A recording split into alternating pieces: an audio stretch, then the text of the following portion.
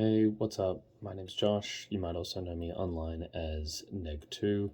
Yesterday at New South Wales State Champs, I got top 16 with a 5-2 record, and I thought I might share my deck list with you and some of the thought that went into it and what I'm thinking going forwards.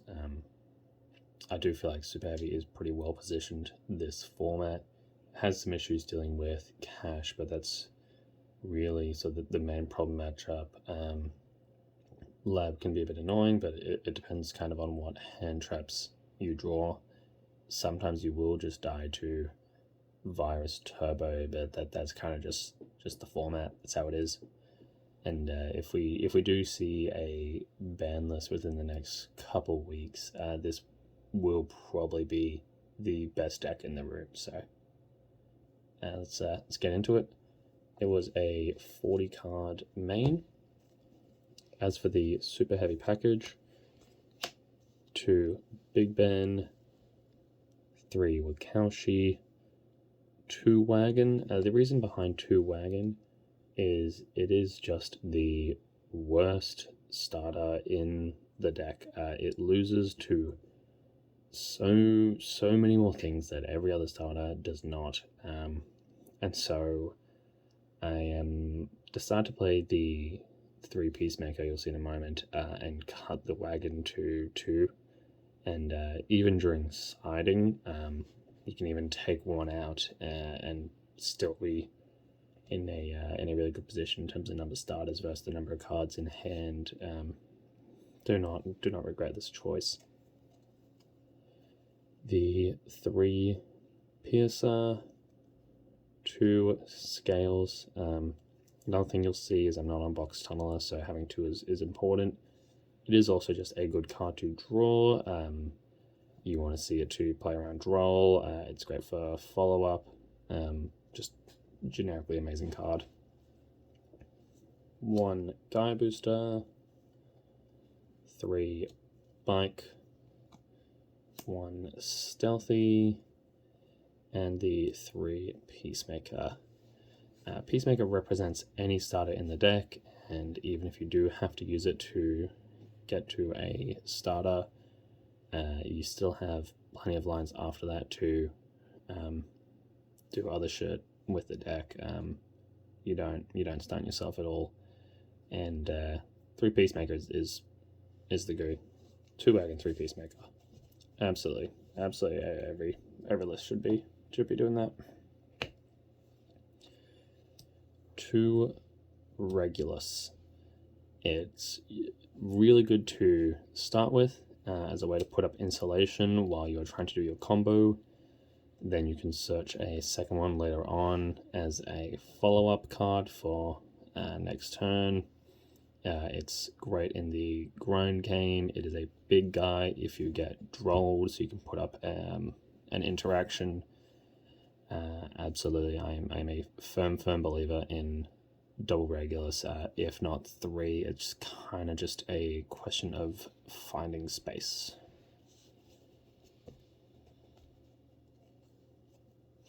2 Fenrir. So these are what the Box Tunneler used to be. This card is just so much better than Box or Tunneler ever are. If you're doing the Box Tunneler things, they are super win more. If you're getting to Box Tunneler in your combo, then you are already resolving pretty much the full combo. That's like the only point where you're getting to it, and even then, like the basic Super Heavy combo is already winning the game most of the time. You don't really need those extra 2 draws.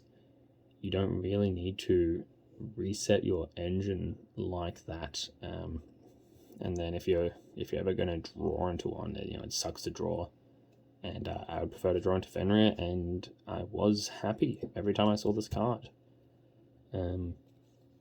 Maybe there's even an argument to 3, but I think it'll be a bit cloggy at 3, and I'm already pressed for space as it is trying to find a slot for a 3rd Regulus.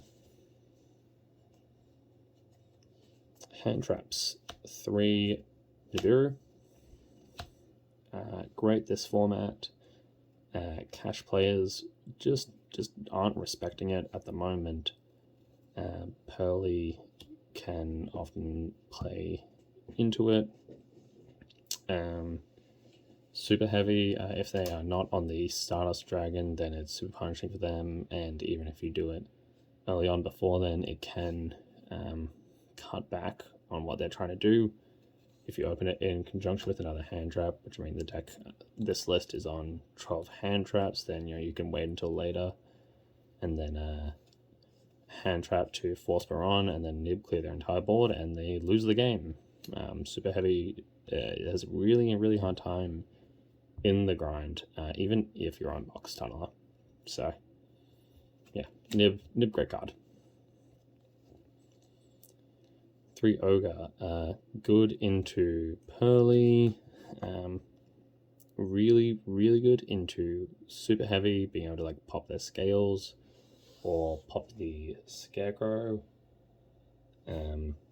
It's decent against cash. Like if you can pop the Birth, it's just unfortunate that it does not work under Shifter or under Arise, which is kind of the big downside of it. But I still feel pretty good about Ghost Ogre.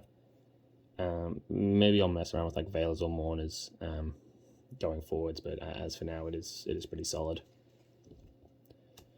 The driver and the 3 Gammas kind of just goes without saying. No real surprises here. Same with Droll. It sucks that Droll is back into the format. It is just a super unfun card, but it is an absolute necessity. Main deck or side deck is kind of player dependent, and also deck dependent. What other hand traps are you running? But you will have to find a spot for Droll somewhere. I don't like formats where Droll is present. I think it says a lot about the health of the format, but it's kind of just a must run. And the final 3, main deck 3 Santa Claus. I wanted another out to the Arise Heart. It can also out just other problematic things, like if super heavy you Droll them and they end on a Baron and maybe one other piece of interaction, and you just clause that piece of interaction, swing into it with a Merrymaker, and then are able to Zeus them, like the format Zeus play. Santa Claus summoning in defense does come up a lot. Clause is a crazy card. It's awesome to see if you're going second, and if you're going first, it's just a free discard off of Crow. You never feel bad. You never feel too bad about drawing it. And if you draw it in multiples, then you can give your opponent multiple. It's really the upshot of it over Kaiju's. Extra deck. The Brave Masurowo, and also the Saratobi. These guys, they help you play while you are under Droll. They are great piece of interaction. Actually, the Masurowo kind of forces players to respect the draw 3, especially with the number of hand traps that you're on. And so you'll end up in situations where people are kind of doing a slightly awkward line just in order to avoid triggering that draw effect. And also just being able to protect itself is great. Being a 4K guy to swing over things is really good. And then Saratobi, the burn 500 comes up, and popping spells like against cash, or if you end up in a sort of grindy situation against lab, things like that, is amazing. Never ever cut Saratobi. Potential argument to cut Masurowo, but I really like it. I think he's good. He's my boy. Baron, that's standard. No surprises. Savage, It is also pretty standard again, no real surprise. The Omega, this is because I am on the Lambda build. You obviously would have seen, but no Disparter. I'm only trying to do a single hand rip, just because I don't like the line that Disparter forces you to take, leaving you more vulnerable to nib. But even then, like, even just hand ripping once, especially if they've used a hand trap against you, and you can go, okay, sick, now you are down to, you're only going to have 4 cards when you're playing. I'm probably going to have my own traps, hand traps, and I might even still have a Baron or a Regulus or something like that on board. As well, the Grave Effect to put back a card comes up. Playing against Jonah, I gave him a really big nib, and I'd already used my Baron, so I didn't have a convincing out to it. But what I was able to do is, in standby, bring back the Omega, normal Wakaushi, synchro into the 12, and then use Omega to put itself and Baron from the grave back into the extra, and then make the Baron again, which, I don't know, I felt cool doing it. Just a neat little thing. The Axel, but also the Stardust. Stardust is just so punishing to anyone that is trying to nib you. If they nib in chain to the Axel summoning the bike, then you get back the bike, you can still tribute it off of Soul Peacemaker and still do plays that way. If they wait for the Axel to resolve and then nib you, then they just lose the game.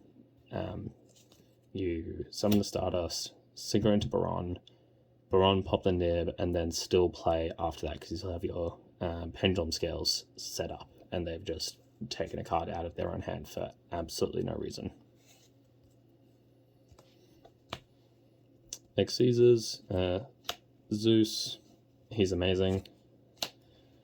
The cards in order to make the format Zeus, Merrymaker, may as well be a vanilla. Sargus, being able to like genius search for one of your Reguluses, and then on a future turn, Sargus search for the other one if you do end up in the grind, which did happen, and even into things like Sprite, it represents a point of interaction where they have to respect the fact that it can clear a guy before they start using Xyz monster effects. He's great. Would never cut these.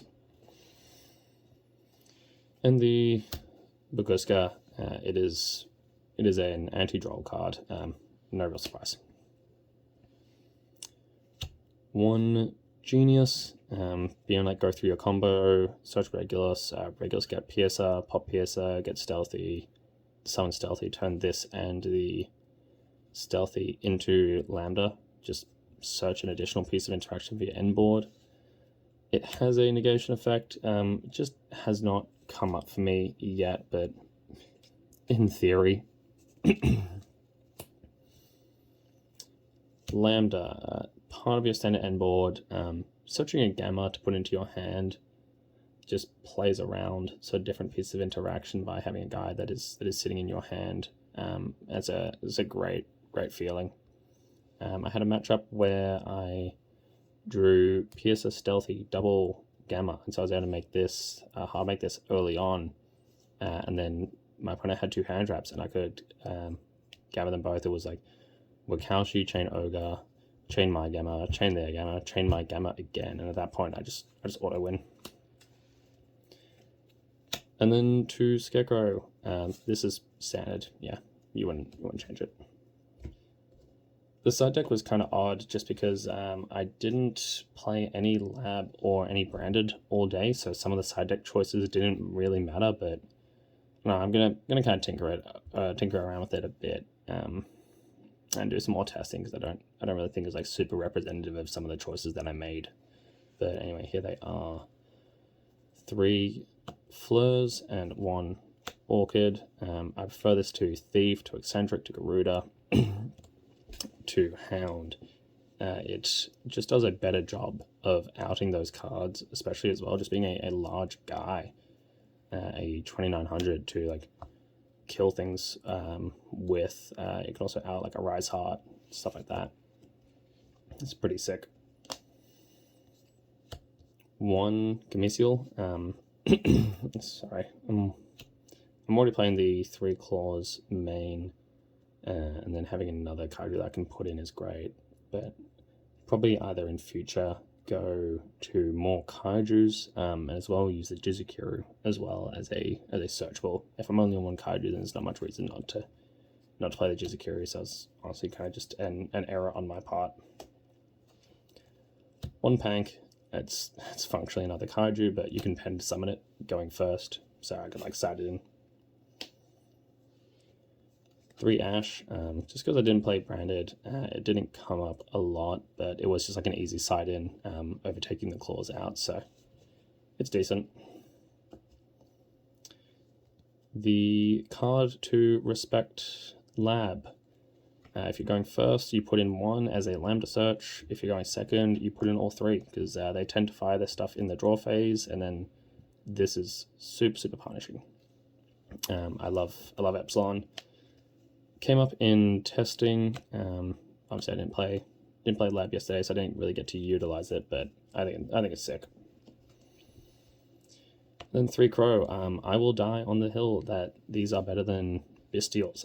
I want my cards to hit more matchups, so this can hit the Scarecrow target, can hit the Polili target, and I'm willing to sacrifice the utility that the Bestials give you of like an extra big guy on board. I'm willing to give that up just to hit more matchups. Shout out to Jonah for hooking me up with a Regulus to use for the day. Really saved me on that one. Shout out to Josh Ohana for convincing me to not play Box Tunneler. He was absolutely right, and sorry man for ever saying you were wrong. You absolutely had the correct idea. I would not go back. And shout out to Marlon for getting his invite. Congrats, bro. Big achievement. Anyway, that's it. See ya.